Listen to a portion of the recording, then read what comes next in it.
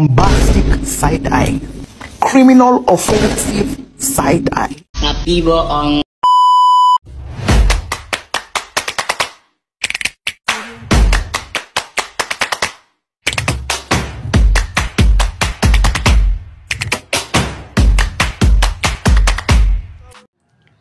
Shalom, Assalamualaikum warahmatullahi wabarakatuh. Om Swastiastu, Namo Buddhaya, salam kebajikan.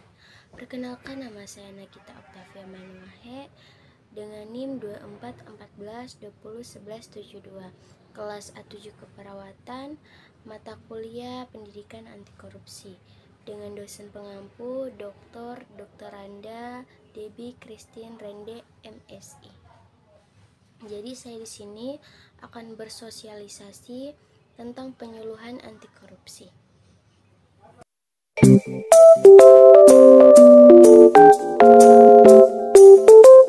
Few moments later. Siang. Jadi perkenalkan, nama saya Nagita Octavia Manuahe, kelas A7 Keperawatan, Universitas Pembangunan Indonesia Manado.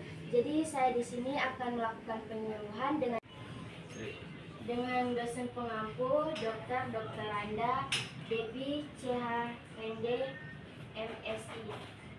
Jadi di sini saya akan bersosialisasi tentang anti korupsi.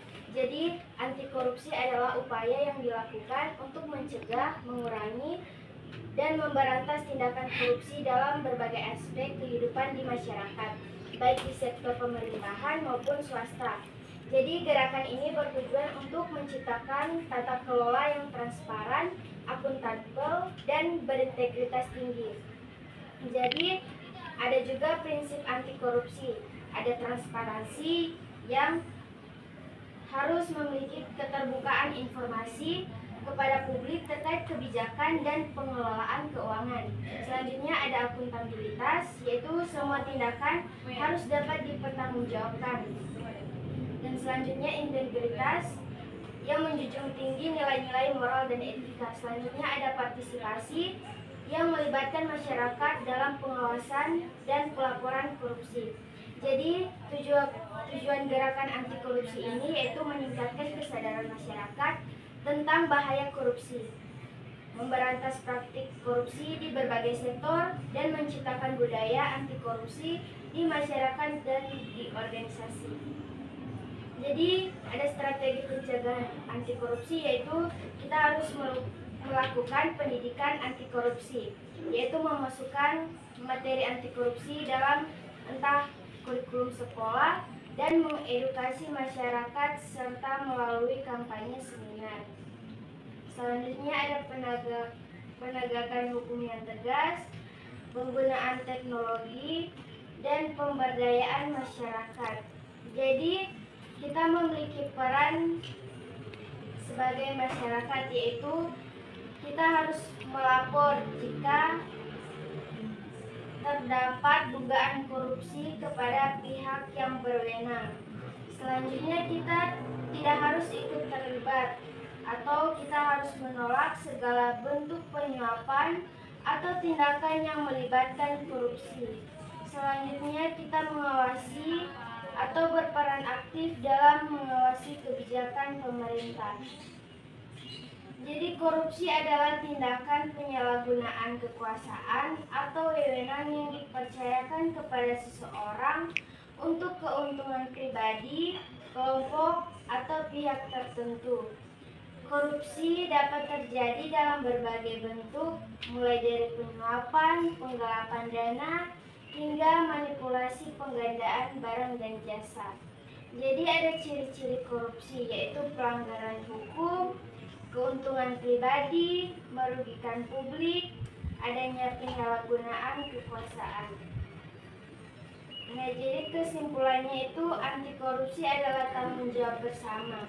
Dengan komitmen semua pihak pemerintah, swasta, dan masyarakat, korupsi dapat diberantas, menciptakan lingkungan yang lebih adil dan makmur. Gerakan anti korupsi tidak hanya tentang penegakan hukum, tetapi juga menciptakan budaya dan integritas di setiap kehidupan. Baiklah, itulah penyuluhan yang dapat saya sampaikan. Apakah saudara dan rekan-rekan ada pertanyaan? Ya, silakan. Itu makanya pendidikan di sini saya cuma bertanya pendidikan anti korupsi yang sejauh ini yang harus diberikan pada anak baik di rumah maupun di sekolah itu seperti apa?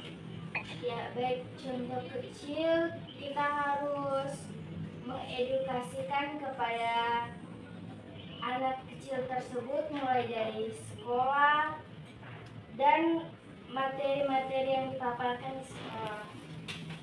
Oke, contoh-contoh kecilnya seperti apa? Seperti Rupa sama yang orang Kristen mau kasih doi derma atau anak mau piba derma di ibadah.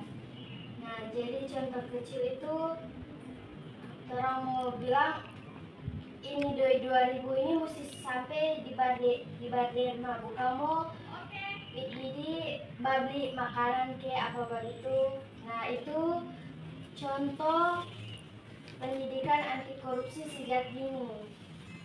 Oke, terima kasih. Baiklah, sekian. Terima kasih. Itulah materi yang sudah saya paparkan. Bagi yang belum join UNPI, yuk sama-sama bergabung dengan Universitas Pembangunan Indonesia Manado. Terima kasih.